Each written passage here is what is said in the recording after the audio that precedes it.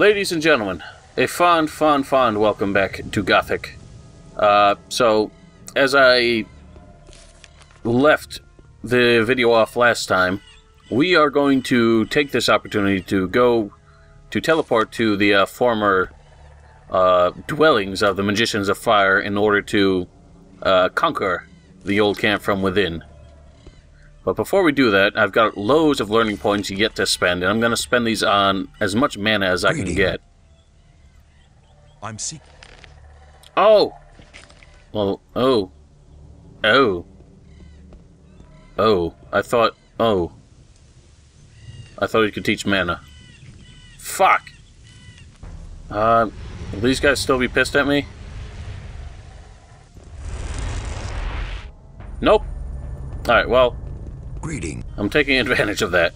May you read. Now, actually, the interesting is once you learn the Sixth Circle of Magic, since Zardos is the only person who can teach it to you, you actually get... your guild changes to Necromancer. And that's the only way you can join that guild is to learn the Sixth Circle of Magic from Zardos. So it's quite peculiar. Now, normally I wouldn't exploit cheats like this, but I was not aware that Zardos could not actually increase your mana. I can help. So we're going to take advantage of it, and I don't know. This is how I'm going to test if you can only teach it to 100. You're at the end of your possibilities. You should learn something different. So that's... You're at the end. Alright, so that's that. We can't go beyond that in any way. Max is 100. But we do have these elixirs of spirit. And these are... it's a good idea to save those as long as possible. We did get one early on that I at least one, possibly two that I had used. And I really should have saved those, but it's not a huge deal.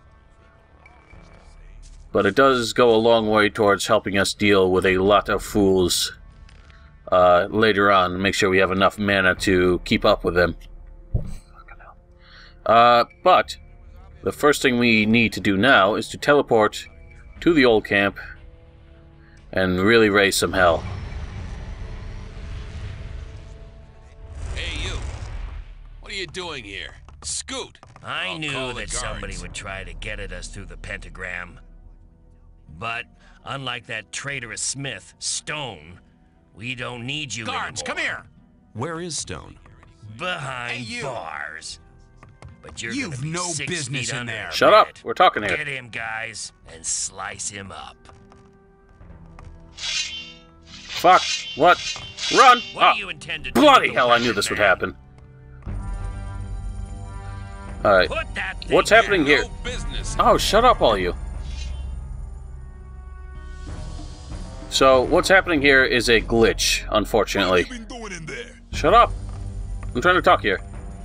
What happened? Oh my god! Why does my eye hurt so much? What's happening here is a glitch. Basically, what was happening was there's a script where Gomez is supposed to talk to you before you fight him. For some reason, that script triggers as soon as you finish talking with Bartholo. And so, because Gomez is so far away, you can't actually hear the dialogue or see the subtitles. So it's just altogether very annoying. Oh, Christ in heaven. Go down, bitch. Shut up, all you. Leave me alone. And now for the stabs. One for you. One for you.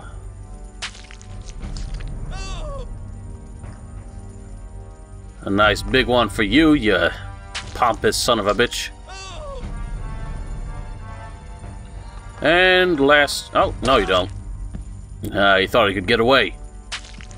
And that's it for you. So thanks to this armor, we survived their rather relentless onslaught, and we'll endure this fool as well, before he can even get his weapon drawn. So that's all well and good. Thanks for that. Pause Punch. That's an interesting name for a weapon. For some reason, Bartholo has a fucking absolute horde of loots. And you can loot the mages, which is all well and good. Come on. What is going on? That's weird. I couldn't grab it. Ring of invincibility, not too helpful. Fireball spell, not helpful.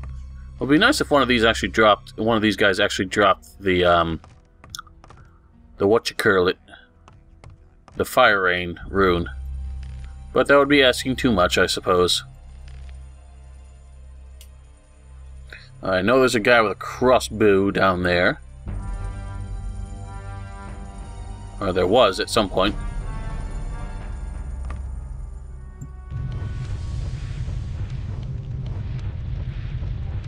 That's right, you sorry fool. You will never escape the righteous fire. I heard you. No matter. You all are foolish to face me. I don't think this pause punch is a very good weapon, though. Nah, it's pretty low on the list, it seems. Yep.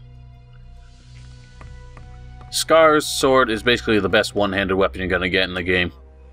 And it would be nice if Eurytiel could become a one-handed weapon. But speaking of Eurytiel, you actually do get to keep it. It goes back to its unpowered form. So it just... yeah, it's got no magical powers whatsoever, and it remains just a mediocre two-handed sword at this point in the game. You got a lot of jewelry that... why am I wearing this? I need that shit.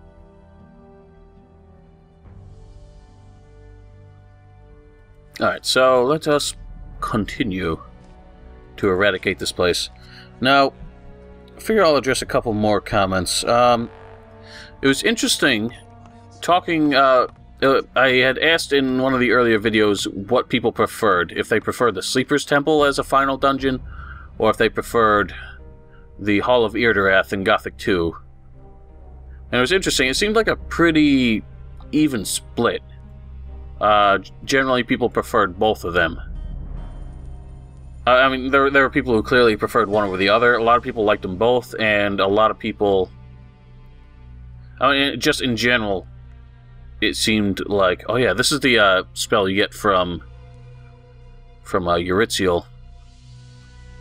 And this is actually interestingly, this is the Ripple of Death spell that, where is it? Well, now it's called Ring of Death.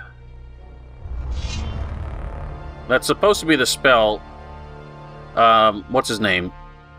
Satyros does actually name this spell, although for some reason it has 3 different names depending on how you look at it. Oh, there's Raven, that son of a bitch. Yeah, eat it. Y'all want a piece of this? That guy's gonna have take out his bow, so that's not too helpful. But yeah, the Ripple of Death is a spell that Satyros mentions as being the most powerful spell. Actually, no. I'm not sure where you get the Ripple of Death, to be honest. Because the Ripple of Death is supposed to be a 5th circle spell. Alright, since we're getting shot at, we're gonna... okay. What do you intend to... I tend to hit this guy. Winner, I'd say. Would you say? No, it's interesting that Skip doesn't fight us either. A member of the old... oh, yeah? What? I take... Do you say? Only... Thor is... Oh? Why don't You bet I will. I don't know who... Alright, so we can't use him as a merchant. We could have if we had talked to him before, but apparently we didn't. I thought we had. Oh, that guy's still shooting at us. Well, you know what? I think we can sneak right through here, can't we? And get the jump on that fool.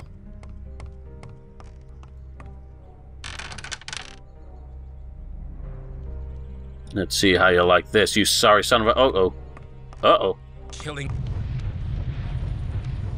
Alright, well, you couldn't hurt me anyway, because you don't even have your weapon anymore, you sorry fool. Yeah, it looks like I'm just rubbing his belly and just tickling him to death. Oh, that is funny.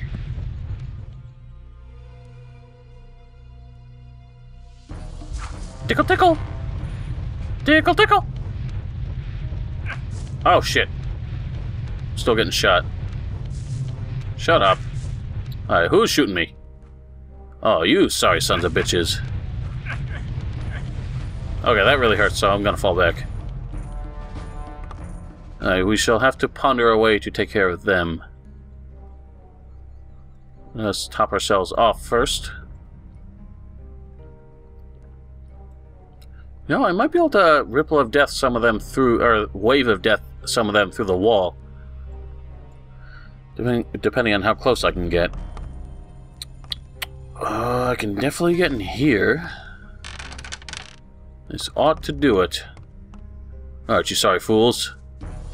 Oh, they hit me. Yeah! Got 2 of them.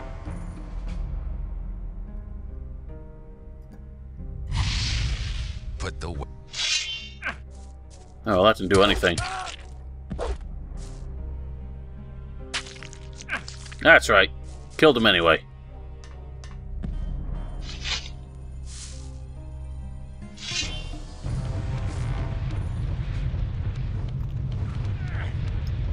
Your puny weapons cannot harm me. I mean, they really can, but I'm gonna kill this guy first. God damn, I'm taking so many bolts from these guys that they're actually running out of ammo.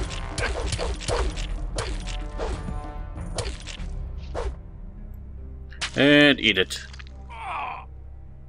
Oh, you think you're hot shit? You think you're hot shit? Alright, buddy. Have it!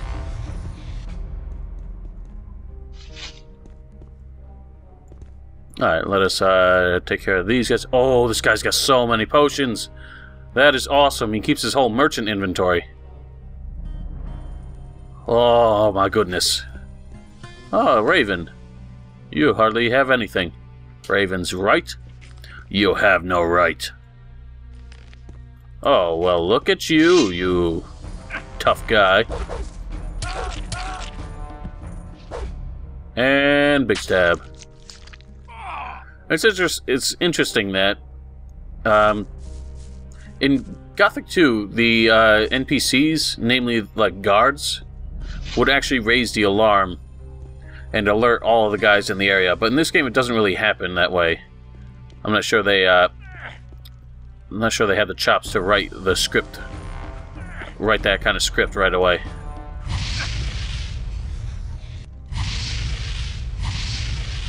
Hit the bastard. Why not hit the bastard? And you are dead, friend. Lovely dovely. So we got most of this castle cleared. We still have Gomez.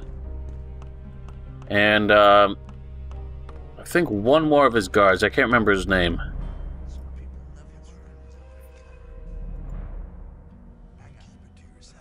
So, I'm not sure I finished my thought, but yeah, the, people seem fairly split on, whether they prefer the Hall of Irdarath or,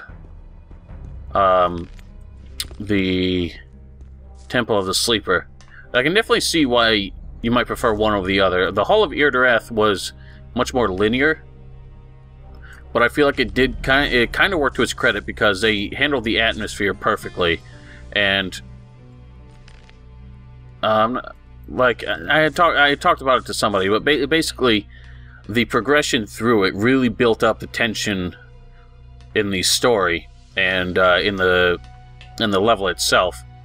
Basically, you just kept going through it, and you saw more and more of how powerful the enemy really was, in spite of the fact that you had decimated their operations on Corinus.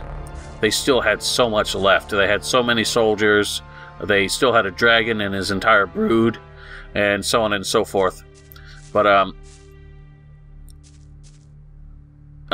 just the Temple of the Sleeper is much more vast, much more intimidating in terms of its size and its puzzles.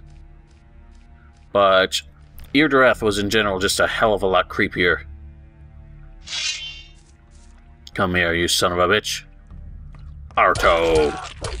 I am Arto. Now you are dead. And big stab. Stabbed you on top of another fool. And what ring is this? Dexterity. Bullshit. Damn, we got so many potions. Alright, now it's time to take on the Tyrant himself. As long as there aren't any other guards. Oh, there are. I have no time. That's right, fools. Get out of here. Oh, there you are. And goodbye. Now, the women in this place are actually completely immune to damage. You can't hurt them in any way. If you do try to hit them, they just run off. And you just can't kill them. I think Piranha Bytes might have been a little worried about some kind of, like, you know, overwhelming feminist response to that. The idea that you can... You know, it's bad enough that all the women in this game are basically sex slaves, dressed up in skimpy outfits and just cleaning the place whenever Gomez is not having his way with them. And just the idea that you can kill a defenseless woman on top of, you know, all the other treatment of and objectification of women in this game. I think they were just understandably hesitant to allow that to happen, so they just have all the women have a script that makes them invincible, basically. Don't try any sorcery around me. Oh yeah, you aren't gonna try and stop me? Weird. Are we chill or something? You looking for trouble with me again? Ah, that's weird. He's not hostile either, and he's supposed to be. Alright, well, you cocky son of a bitch. Let's see what you can do about this. I'm curious to see, though, how much damage you can actually... Okay, he does quite a bit of damage. I want to take him on like a man. I'm not going to cheese him. Okay, so much for that. Run! He is still very, very powerful. Uh-oh. Got another one coming. Having some trouble there, buddy? Alright, well, so much for that. Cheese for the win. Alright, there's somebody upstairs. I can hear him. Let's go deal with him before we get snuck up upon. Oh, that guy's dead. What the hell? What the hell killed him? I think somebody in one of these rooms has a weapon.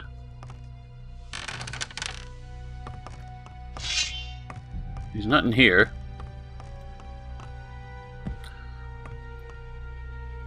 Well, that's just very strange. I keep hearing someone draw their weapon. I don't know where they are. No matter. Let's see what Gomez has on him. He has the Inos's Rage weapon. Kind of wonder how he came across that. That is probably the most powerful two-handed weapon in the game. It's got the key to the dungeon. Gomez's bowl. Opens a store in the Ore Baron's cellar. Greater invincibility ring and amulet of might. And that, my friends, is that. The Tyrant has been eradicated. And here we are free to loot the place, but there are still more guards.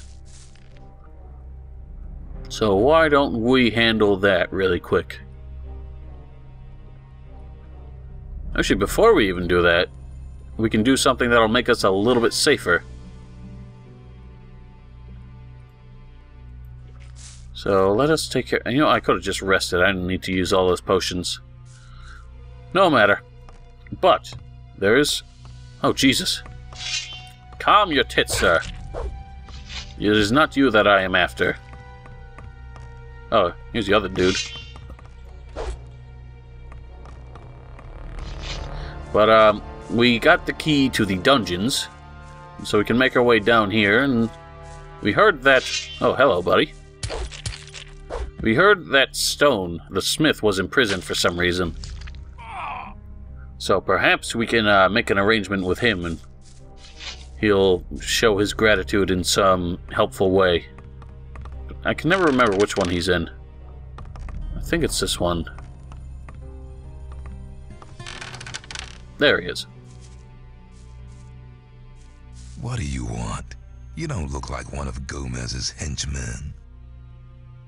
You're right. I'm not with Gomez. Then how did you get here? Gomez had the key to the dungeons. Well, he gave it did. to me. Are you trying to tell me you're the guy that wiped out Gomez? How'd you even know he was dead? I me. just did it. Boy, I never thought you had it in you. But I'm glad the dirty cutthroat finally got what was coming to him. But why are you releasing me? I just heard you've been locked away, and I thought I'd take the opportunity of getting Gomez out of the way and rescuing you. Well, thank you.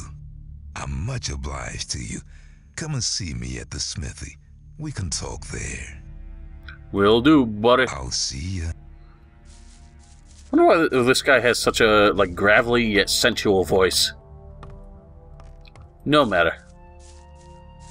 Well, we will take a quick rest just to kind of speed him up and make sure he gets to the smithy. That's the thing in this game. In both of the game, in Gothic 1 and 2, the way the engine worked, basically, NPCs would teleport. When you rested and changed the hour, NPCs would teleport to wherever they were supposed to be at that time of day. In all the games on the Genome engine, that did not happen. Their script would just change to where so that they would walk to where they're supposed to be at that time of day. So if you advance the time by resting, everyone would be where you left them, and the script would trigger that would move them on to wherever they were supposed to be at the time you changed it to. I owe you for getting me out of that rat's nest, man. You know, I was thinking, there's not much I can give you, so I'll forge something for you. Sounds Maybe just a as good. ring or some such thing. Oh, I've got a better idea. Why did they lock you in the dungeons? Gomez, the bastard, claimed I was in cahoots with the fire mages. The only reason he didn't kill me is because I'm the best smith in the whole old camp. So he threw me into the rat's nest and only let me out when he needed me to make something for him. So, if you wanted to, you can get him to create a ring for any of these, and I'll see. I never do that for what are about to become obvious reasons, but I want to see what they actually are, how powerful they really are. Make me something to increase my magic powers. Something to increase magic powers. An amulet. That's it. I'll forge an amulet for you. It won't take long. And now we gotta watch him make it. Well, this is all very annoying. Right. The amulet's finished. And that's it, we get nothing more. Let me pass. Ladies and gentlemen, apologies for the skip there. I ended up running out of time to record, so I kind of had to cut it in the middle of the episode. So we're going to continue trying to figure out what we can get from this guy. I ended up dropping like all the jewelry I wasn't wearing because I couldn't really tell what he had given me right away. So we're going to try this again with the magic amulet. And there we have it. And it's a 10 mana amulet. How garbage. Unfortunately, I heard something interesting happen just before I started recording, which means we kind of missed out on it. Might happen again, to be honest.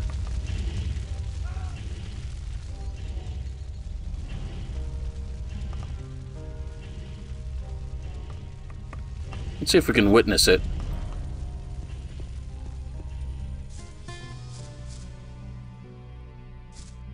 Basically what's going on is down below in the arena, if you all remember,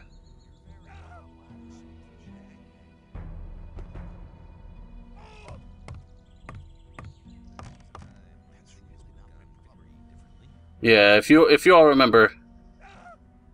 Oh, what the hell? Is that Kurgo punching Scatty?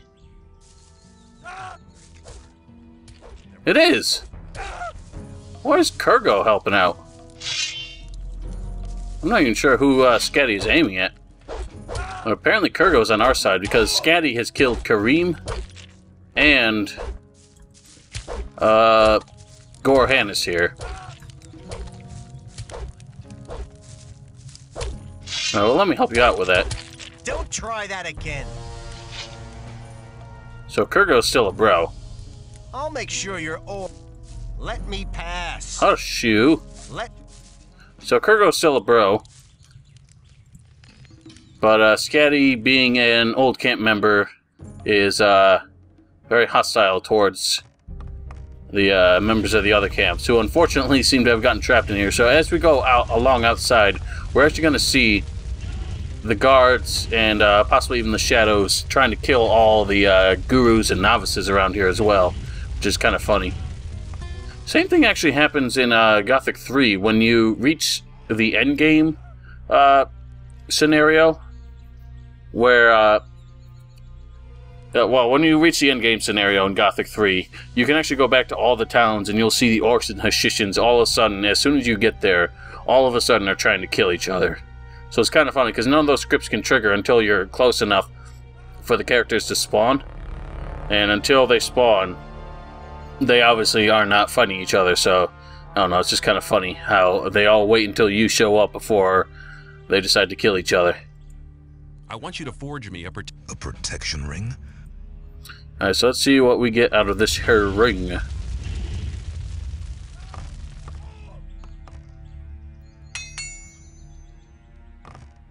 You asked for a protection? And there we have it.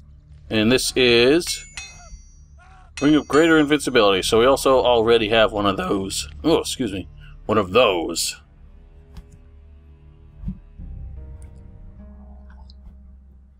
Last, but probably least, it's a Ring of Life. I could use that.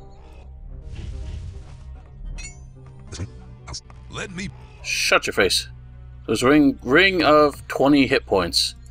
Which is not all that thrilling, but more importantly than any of that is the final thing we can have him do, and you can only do this when you have the armor. Can you reinforce this ore armor for me? Sure I can. Hand it over and hang on a minute.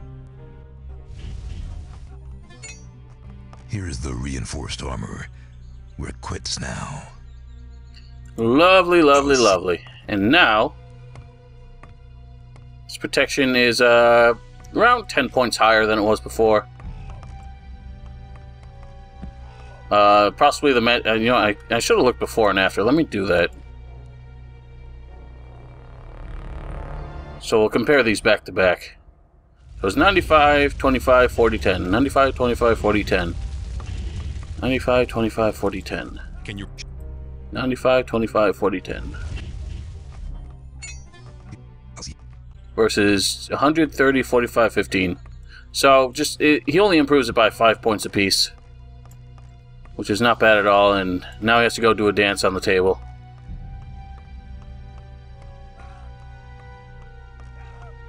Now I have to pick all these shits back up. I don't know why I even bothered. If I'm not using these, there's no reason to keep them. But we are not finished taking down this whole place, and after I take down the whole place, I'm going to loot it. But there are yet more guards to be dealt with, including Thoros himself. Burn, bitch! Thoros does not seem remotely concerned. Oh, now he's burning, though. Thoros' crossbow bolts are probably going to be the most devastating. He still doesn't give a shit. Well, now you do. Now, some might notice a major discrepancy if you play the expansion to Gothic 2, in that most of the people we just killed here actually show up in that game. Basically, Piranha had to kind of retcon what was otherwise probably the accepted outcome of this game, which includes the fact that everyone has probably gotten in the habit of coming here and killing everybody in the old camp before finishing the game. But basically, what they decided was they needed a critical villain who was also familiar for the Night of the Raven expansion, and they decided it wouldn't make sense for Gomez to be the villain, because he's the guy you're obviously coming here specifically to kill. So it wouldn't make sense for him to be the one who somehow survives and becomes the villain. So they decided to use Raven, because Raven was the second most powerful Ore Baron here. And because he played a fairly minimal role in this game, the idea was that players would not deliberately seek him out, and nor would they seek out Thoris, because Thoris was actually one of the friendlier characters that you encountered in the old camp. And so they decided that those two in particular needed to stay alive, but they also had some of the lesser villains, like Bloodwind, stay alive, and Jackal too, I think. And yeah, they just decided that basically, since you probably would not have been as thorough with taking down all those characters, then they decided that it made sense that those guys would still be alive.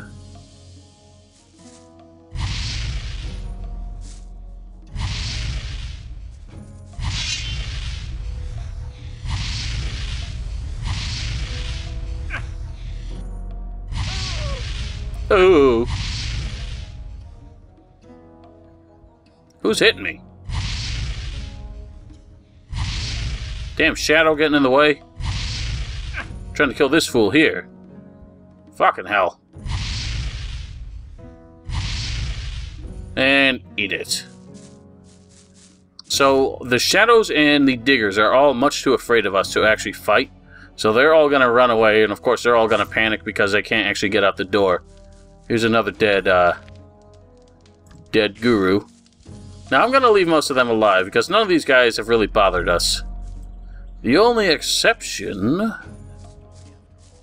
would be... Well, Sly's kind of an asshole, so he deserves it. There you go, buddy. It'd be hilarious if he still yelled at me for running through his hut. Oh, there's a guard up there. Can't have them sticking around.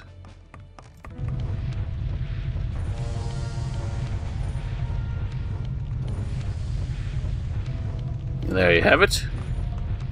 There's one digger. Where is he? Where is this asshole? Where he at? Oh, whatever. There was, the guy Harlock, or somebody. I can't remember his exact name. Oh, here's some guards who want a piece of me. But yeah, one of the diggers, a guy who was a big asshole who bragged about how many people he killed. And so on and so forth. He's the one that I wanted to kill. But, for all his big talk, he seems to have lost his nerve and is now quitting the field. Dexter? No, you don't. You double-crossing bastard. Ah ha ha, you can get nowhere, Whistler. And that's all you get. You deserve no worse. You're not that much of an asshole.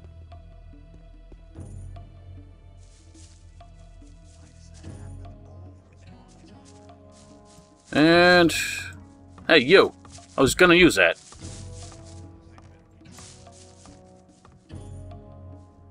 Getting in my way. Ha! Eat it! That's what you get. I don't think there really are any more guards. I think there's one patrolling on the roofs here. Apart from that, I think we've dealt with them all.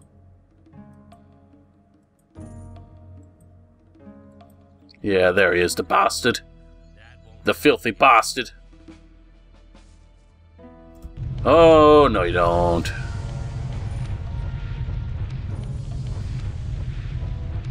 Oh, ran out of mana. How could it be? No matter. Look at that floating crossbow. And that'll do it. My friends, fellow oppressed diggers, you're all free. You can now choose to live your life as you see fit, without oppression from the guards. No more tyrants. No more slavery. You are all free.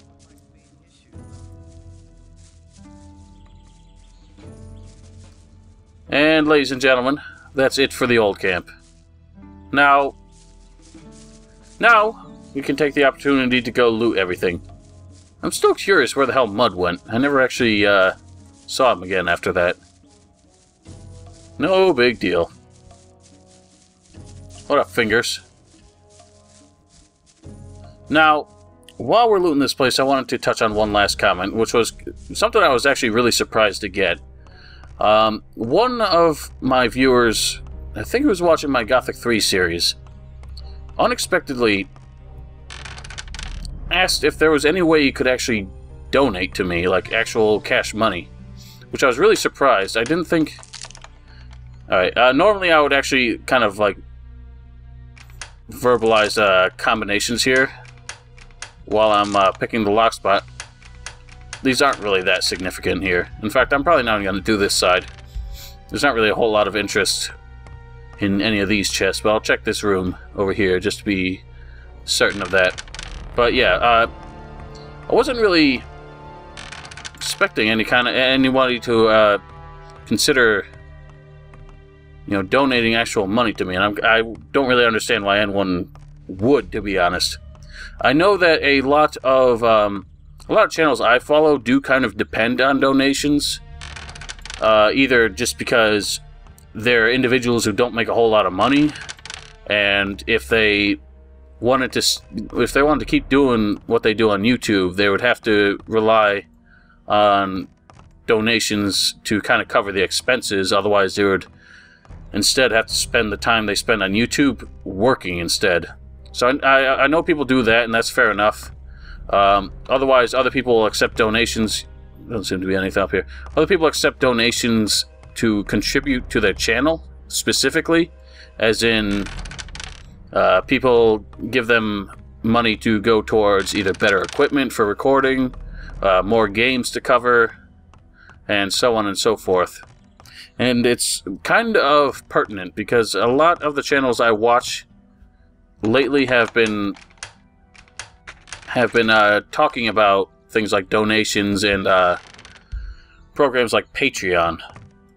Patreon, for those of you who don't know, is basically if there's someone or an organization that provides a service that you like, you can contribute a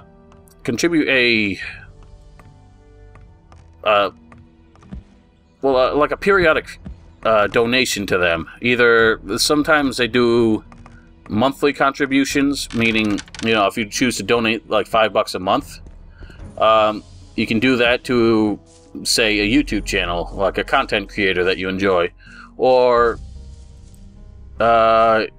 you know, sometimes they do it like per video that they make. You donate $5, so whenever they upload a video, Patreon will automatically give them $5 from your choice of payment method.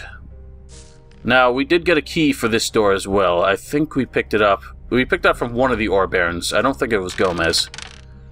But this is where the ore, like the trail of ore nuggets was leading before. And we were able to get into the back door above the huts out where Dexter and Fisk and all those shadows were. But regardless. And down here is a fellow who has been arrowed quite profusely. But as far as donations go, it's not something I ever really put a whole lot of thought into, because it's not something I ever really thought people would necessarily consider contributing to, because, I mean, I don't really do a whole lot. I make walkthroughs or just entertaining videos, usually about games that I already own, so... But as far as this channel goes, I've mentioned many times that there are a lot of games that I would have done if only I could afford to. I'd say Witcher 3 being the biggest example. If I had... It's not even just the cost of the game that's the problem there. It's the fact that I'm playing on a laptop that I bought like 5 years ago. And, you know, would probably just explode if I tried to run Witcher 3 on it. So, for the last couple years, I've been trying to save up money to actually contribute towards a better PC, but that has not really come to fruition just because either unexpected expenses come up or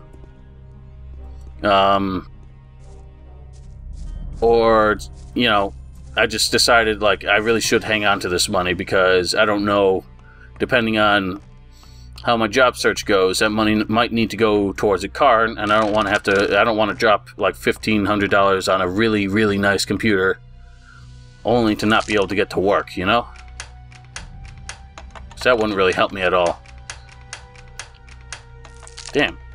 Right, left, left, left, right, left, left, right, left, left, left, right, left, left, right. There we go. Here we have some cutlery, candlesticks, dream call, gold coins, amulet of spiritual power. So some of the chests in the actual Ore Baron's household are much more valuable. But yeah, I've never really considered the idea of doing like YouTube as a job, the way that some people do it. Obviously, there are people who actually do this as a full-time job. They sit down, record loads of videos, try to get, you know, these people do like one video a day at least, and then they spend like 8 to 10 hours actually editing the video to make it the highest quality they can. Damn it. Right, left, left, left, left, left. Right, left, left, left, left, left, right. Fucking hell. Right, left, left, left, left, left, right, right. God, that was ridiculous. My friend Mr. Latham actually talked about how he likes to loot this place as early as possible. He's one of those folk who, the way he approaches RPGs is to really max out his character as much as he possibly can as soon as possible. I don't usually like doing it. I do like kind of the challenge of the game, and I don't like getting that powerful that early on. So I do like to go through the game and kind of like notice that I am improving my character as the difficulties, you know, as the difficulties increase in turn. Right, left, left, left, left, left, right, right. Oh, that was the exact same combo. And almost the exact same contents. Anyway, so there are people who do YouTube as like a full-time job. That was the same combo too, Jesus. And the same contents, holy smokes. And like those people, sometimes, some of them make like a really solid wage out of it. Like a full-time job kind of salary. So that's why they can commit to it the way that they do. But, you know, as it stands, with, you know, just under 700 subscribers and averaging maybe 100 views a day, that's not really an option for me. So I have in the past tried running ads on my videos. That was back when I was covering Risen 3, like in the pre-release days. Well, that one was pretty ridiculous.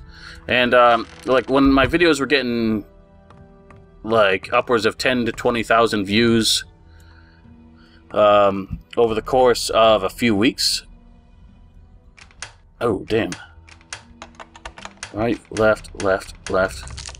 Right, left, left, left, right, left. There we go. So yeah, when my videos were getting like, oh, for goodness sake.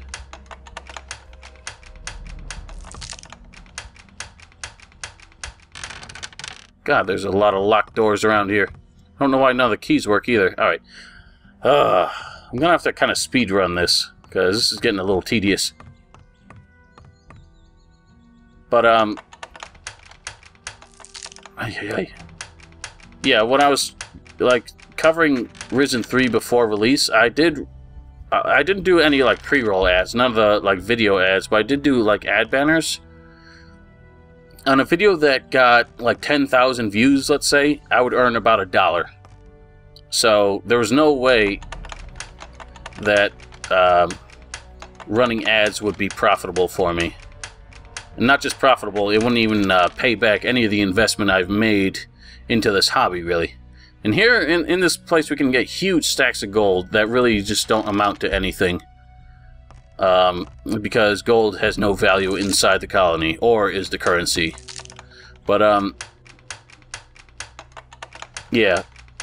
As far as this hobby goes, the investment I've made in it probably amounts to a few $100s already. Fucking hell. God, these combinations are ridiculous and have, like, almost nothing in them. But, yeah, the investment I've made probably amounts to a few $100s by now. I invested about $70 in the editing software I use, $40 in the recording software I use, and you can pretty much count that twice, because I have two different softwares. I use Fraps and DX3, and use them interchangeably, just depending on how... I prefer DX3, but sometimes games don't really like it, so I have to switch back to Fraps. Right, left, left, left, right, left. Right, left, left, left, right, left, right, right. But, so those were like 40 bucks, around $40 a piece. So that puts me at about $150 already. And then the games just kind of come with the territory, as it were.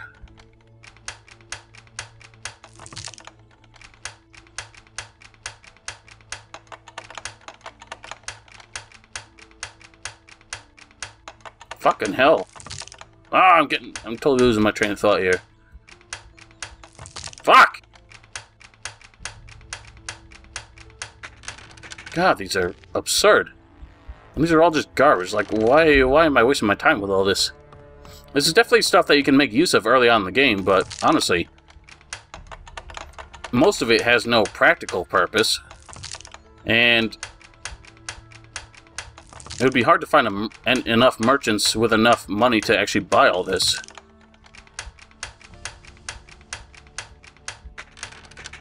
So, like, a lot of this is just jargon we don't need. Anyway, so, I just found it interesting that anyone would want to donate to me at all. And not even the idea, like, his motivation was not even to, like, contribute to my channel to higher quality content. It just seemed like he felt like I deserved the money for the work I was doing. Which, if you think that, that's fair enough. Personally, I don't want this to really be a job for me, and if at any point it did actually earn me money, I would try to find a way to turn all that money into... we really don't need this shit. I would just try to find a way to turn that money into better videos, essentially. Whether it's more video games, better software for recording and editing, a better computer, above all.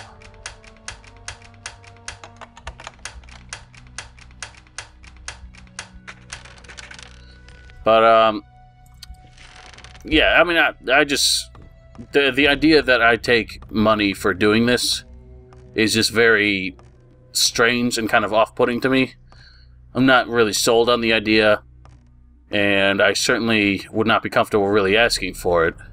But there are a lot of people who do that kind of thing, and as long as they produce high-quality content and really show that they appreciate what they get from their viewers, I got no problem with it. A lot of people take huge offense to the idea that people make money from YouTube.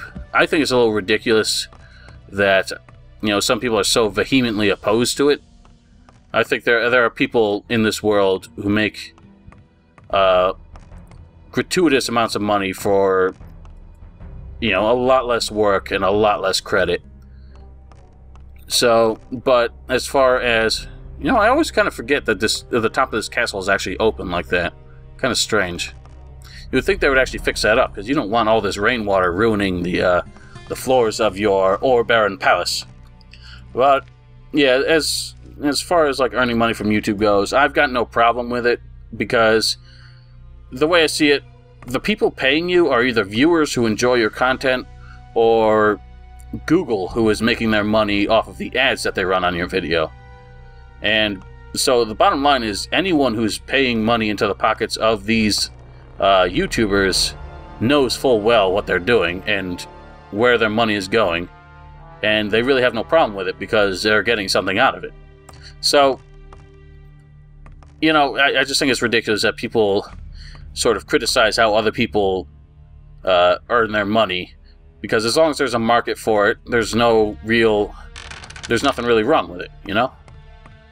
But I've always appreciated this as a hobby, and I don't really want money to control the way to kind of sway the way I approach this and do what I do here. I don't think it really would, but just as it stands now, I don't mind that this hobby has certainly cost me a lot more than it's done for me, because I really, really do enjoy it. Now here, this woman's name is Valea, and she is actually the character in the intro that we saw being sent down the Shh. You're not allowed to talk to us. That we saw being sent down the lift into the trading square, and she basically went straight to Gomez and became his personal pet of the moment, as it were, because we've since learned that Gomez pretty much has his way with the women, decides he's done with her, and then orders another one from the king. And it's interesting because her character was, well, none of the women in this game were very fleshed out as characters, and Valea was chosen as part of a mod, the main character of a mod called Valea Tale of a Warrior, where they decided to take one of the women that we met in Gothic and really flesh out her story and turn her into something, much more significant, much more substantial to the story. And that ended up being pretty much my favorite mod for any of the Gothic games, even though it was pretty streamlined, wasn't a huge amount of RPG progression that we expect from the Gothic games, but it was a lot of fun. It was an interesting story, and I do like how they tried, at least, to take one of the less substantial characters and give them a really significant role. It was fan fiction, basically, but it was still really cool. It didn't quite, for reasons I explained in my actual walkthrough for that mod, it did not quite achieve its goal of portraying a really powerful, independent, strong female protagonist, but either way, it was a valiant effort and a really fun mod. Alright, so I unfortunately have not been keeping time of this one because I did stop in the middle of it, but I am going to call it here. This one's probably a much longer episode than the last one, but either way, I hope you all enjoyed watching. I will see you in the next episode, where we will now have to head back below into the Sleeper's Temple, simply because, well, we've got nothing else to do. Our quest log is virtually empty at this point. So, I will see you all then.